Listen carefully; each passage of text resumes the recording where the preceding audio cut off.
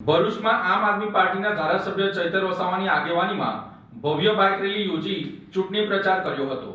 ગુજરાતમાં ચાલી રહેલા ચૂંટણીના ગરમાવાનો માહોલ વચ્ચે આમ આદમી પાર્ટીના ધારાસભ્ય ચૈતર વસાવાની આગેવાનીમાં ભરૂચ શહેરમાં ભવ્ય બાઇક રેલીનું આયોજન કરવામાં આવ્યું હતું। જાડેશ્વર ગામ સ્થિત અંબાજી મંદિર ખાતે દર્શન કરીને રેલીનો પ્રારંભ કરવામાં આવ્યો હતો।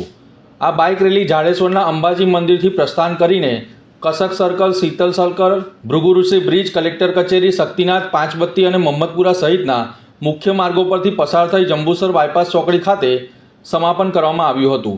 ડીજેના તાલ સાથે મોટી સંખ્યામાં બાઇક સવાર કાર્યકરો જોડાતા શહેરમાં રાજકીય માહોલ ગરમાયો હતો। વિવિધ સ્થળોએ રેલીનું ભવ્ય સ્વાગત પણ કરવામાં આવ્યું હતું। રેલીમાં પત્રકારો સાથેની વાતચીત કરતા ચૈતર વસાવાએ ભાજપ સરકાર પર આકરા પ્રહાર કર્યા હતા। તેમણે જણાવ્યું હતું કે છેલ્લા 30 વર્ષના શાસનમાં ભાજપના ભ્રષ્ટાચારથી જનતા કંટાળી ગઈ છે અને હવે લોકો વિકલ્પ રૂપે આમ આદમી પાર્ટી પર વિશ્વાસ મૂકી રહ્યા છે।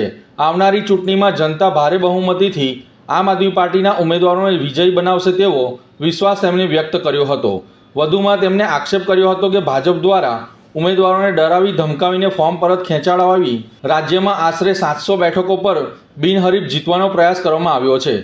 સાથે જ ગણપત વસાવાના નિવેદન પર પ્રતિક્રિયા આપતા તેમણે જણાવ્યું હતું કે વિધાનસભામાં ઉઠાવેલા કૌભાંડના મુદ્દાઓને કારણે ભાજપના નેતાઓ વારંવાર તેમના નામનો ઉલ્લેખ કરે છે।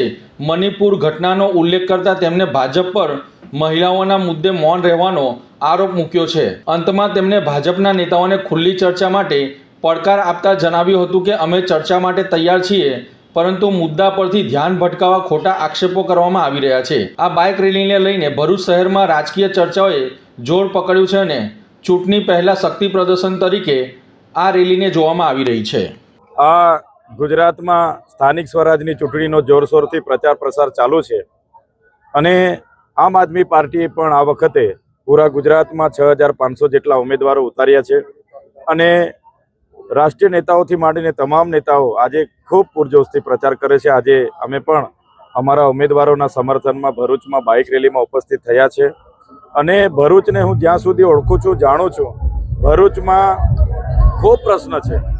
આજે લોકોને ગટરના પ્રશ્ન, પાણીના પ્રશ્ન હોય કે આ વિસ્તારમાં ગંદકીના પ્રશ્નો હોય કે દરેક બાબતે છેલ્લા ઘણા વર્ષથી ભારતીય જનતા પાર્ટીનું શાસન હોવા છતાં એના નિરાકરણ લાવવામાં નથી આવ્યા। ભ્રષ્ટાચાર ખૂબ વધી ગયો છે। નાના નાના કામ માટે કમિશનો આપવા પડે છે। ત્યારે જનતા હવે પરિવર્તન ઈચ્છે છે।